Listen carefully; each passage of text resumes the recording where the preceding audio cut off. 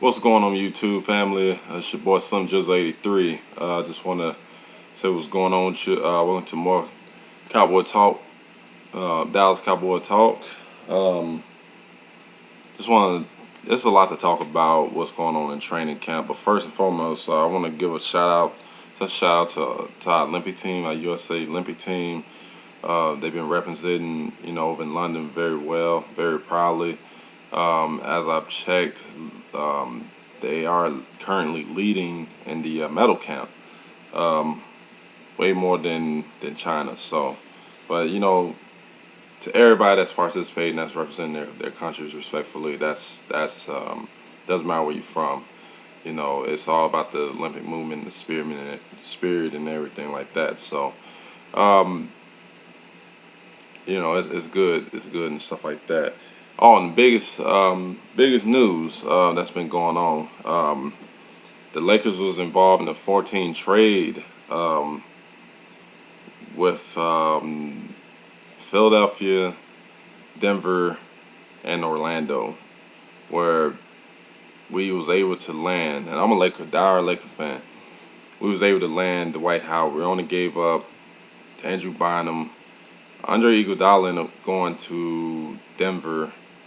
Bynum went to Philly, and Al Harrington and Aaron Afalo, they went to the Magic, and there was some draft picks that went to Orlando as well. So big ups to the Lakers for pulling that off.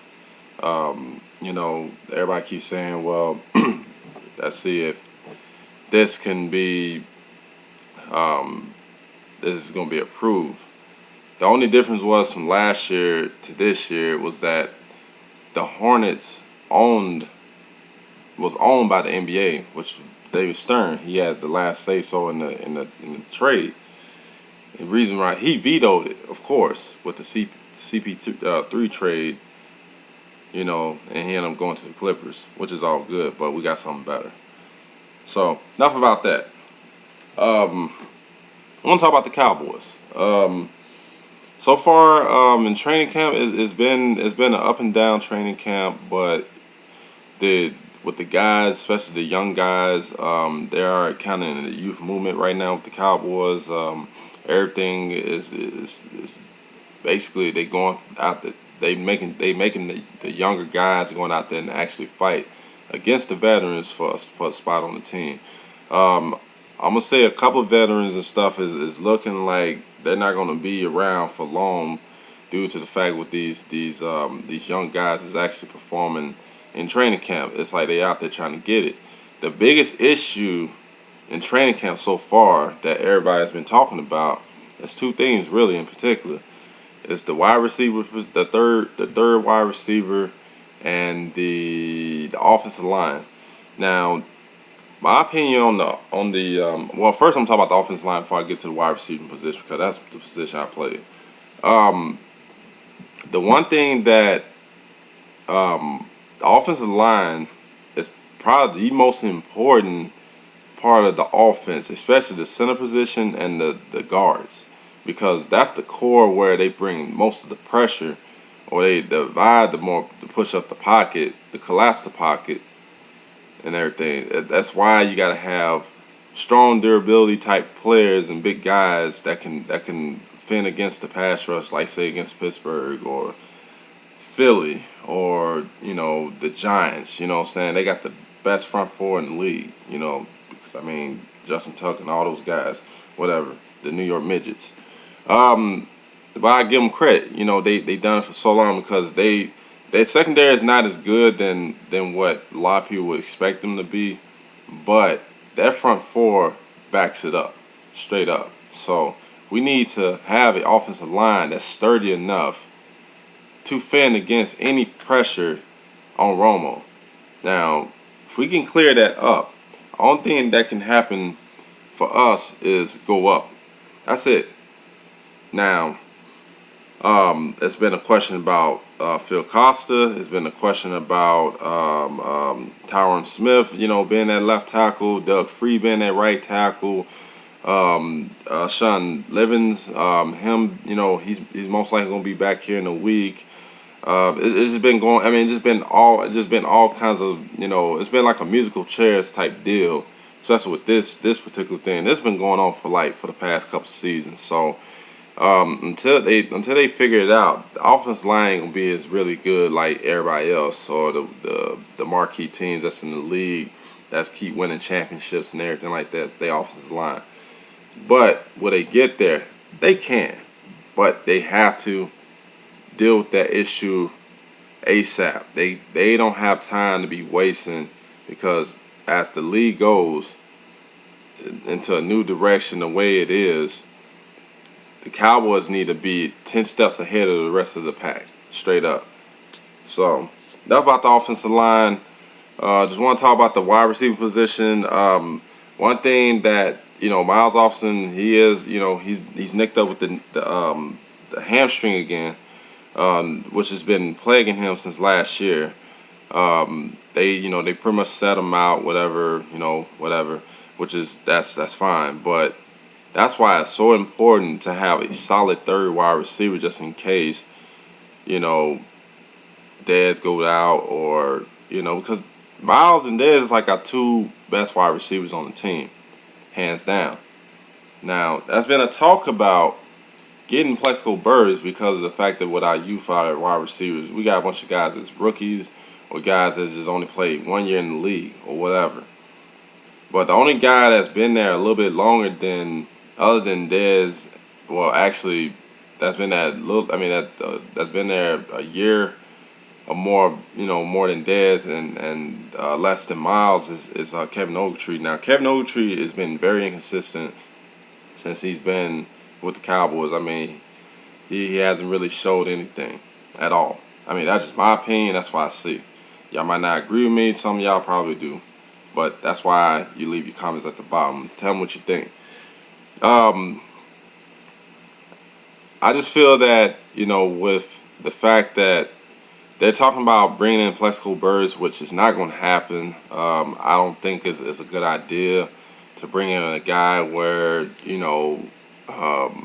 number one, he's what, 35, 36 years old. It's like no telling like how much time he got left in playing football. Yeah, he's a big body guy. He's 6'5", like 230 something. I forgot how much he weighs, but he's a big physical guy. Problem with him is this. He had a pretty good season last year with the Jets. He did lead the Jets in touchdown catches or whatever.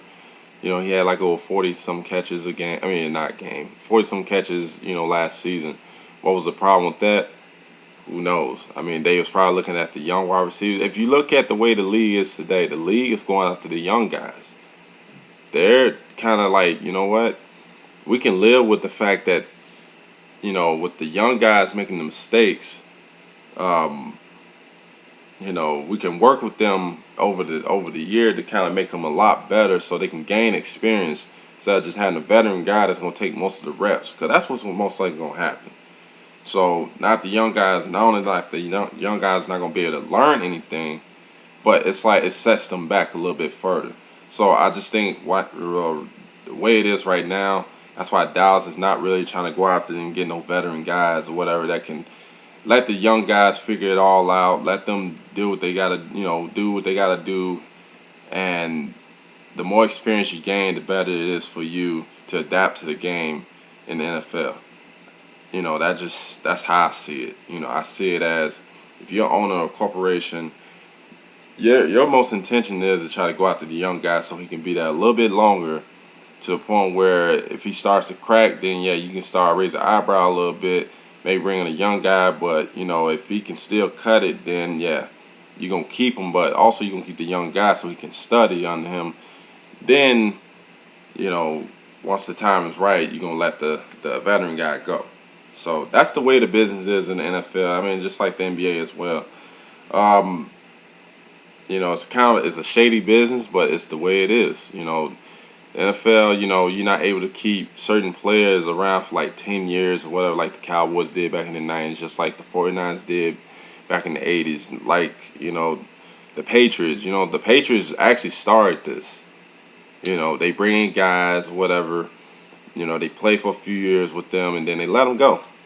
That's the way it is right now. So, Morris Claiborne, he's not going to play this Monday. So is Jay Ratliff. He's not going to play. Jay Ratliff has a foot injury, but he got to rest. He got to make sure everything's everything. Morris Claiborne still dealing with the knee injury.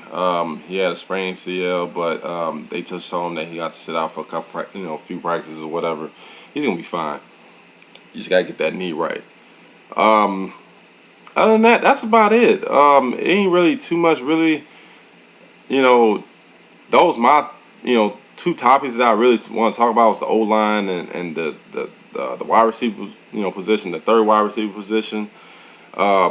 Everything else is pretty self-explanatory. They just got to figure it all out. They got to gel together.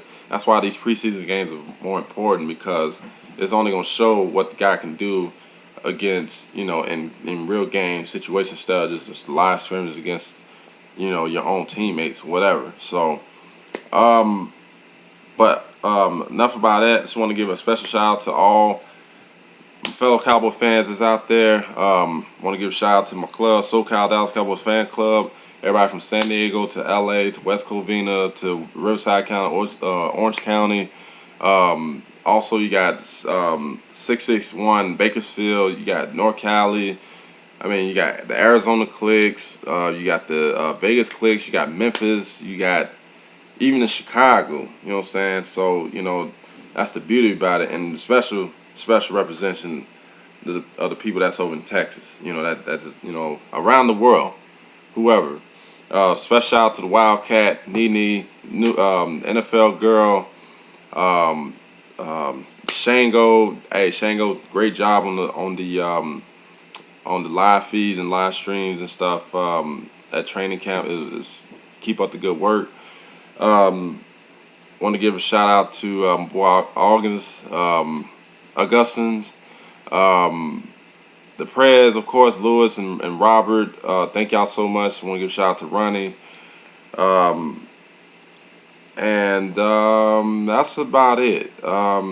If you got any more questions or anything like that, or any comments or thoughts or whatever, stuff like that, leave it at the bottom. Oh, and special shout out to my boy JC and Simon's 1974, Hidden City 77, South of Heaven 88, and Cowboy Touch TD, and J Watt, of course. So, and also check on the Landry Hat website, which is www.thelandryhat.com. If you want more Dallas Cowboy news and updates and all that stuff like that, check them out. And y'all have a wonderful day.